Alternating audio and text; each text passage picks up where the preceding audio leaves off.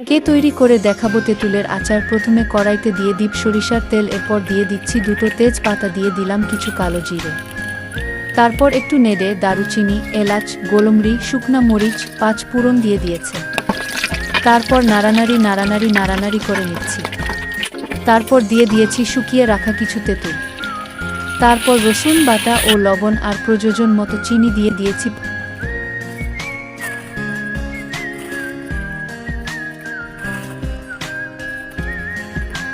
পানিও দিয়ে দিয়েছে। তারপর আবার নাড়ানাড়ি করে নিয়েছি।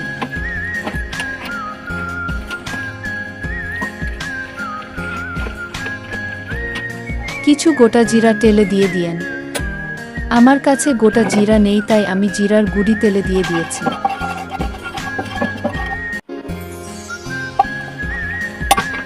হয়ে গেছে মজাদার তেঁতুলের আচার।